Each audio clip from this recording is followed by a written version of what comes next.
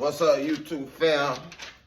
I'm back again with a video, but this time probably gonna be kind of short, but I just wanted to stir you up and let you know that Jesus is enough. Man, I ride the other day, probably like a week ago, 2 weeks ago. I'm riding and I'm praying. I said, yeah, that's good, God. It's real good. I said, but I just need one more thing.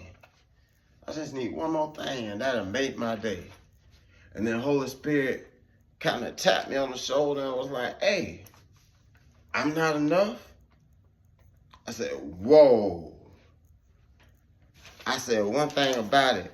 Sometimes we act like Jesus ain't enough, but Jesus, he always enough. That's the only thing we need is Jesus, and he gonna be enough. Shoot, Jesus enough. Jesus healed the blind man on multiple occasions. Jesus turned the loaf of bread and fed 5,000. Jesus raised Jairus' daughter back to life. Jesus healed a woman in a crowd with the issue of blood, and all she needed was a touch. And sometimes, and a lot of times in life, we just gotta realize we don't need to talk to that person. We don't need to go to that liquor store. We don't need to hit that blunt. We don't need to go do whatever you thought was gonna be enough, because Jesus is enough. One thing I learned, that the greatest coping mechanism that could ever be known to mankind is the presence of Jesus Christ.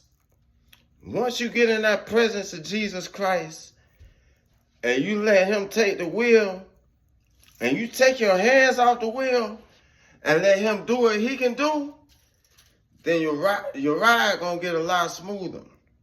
You can't be taking turns. You get in the driving seat and then let him get in the driving seat. You gotta stay letting him be on the driving seat and let yourself sit right there and be on the passenger side, because Jesus is enough. He enough. He enough to do whatever you thought that you could do, which you can't do it without the Father. You might think you're doing it, but you really ain't doing it if it ain't smack dead in the will of God. You really ain't doing nothing. You might think you can do something, but we can't do nothing. I thought I could do something, but I can't do nothing without the presence of God, without letting him lead me, without letting him guide me. And one thing, when you start putting God first and let him be Lord of your life, you'll find out things and you'll see things. And certain things that happen in life and it won't even move you, because you smack dead in the will of the presence of the Lord. When you get smack dead in the will and the presence of the Lord, it's hard for stuff to move you. The devil will try to push you. He'll try to shove you with life.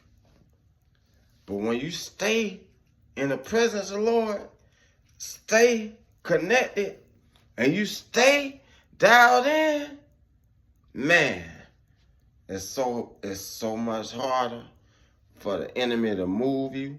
It's so much harder for the enemy to push you. He can't move you when you stand in the presence of God. He can't move you. You stand there like, what? You stand there like, what? Because he can't touch you with a 10-foot pole when you stand in that presence of God. But the moment you take your eyes off Christ and you start getting away and you drift away a little bit and you try to do it your way, then that's when he can move you. that's when he can move you. But when you stay in that presence, man, you can't be touched, man. I'm about to start back dropping my YouTube videos. Hit like, subscribe, share the videos. You know, I had to do some deep soul searching of my own self to get back on point. You know what I'm saying? But yeah, man, all 2025, be dropping these videos, giving it to y'all, just how the Father gave it to me. Holla.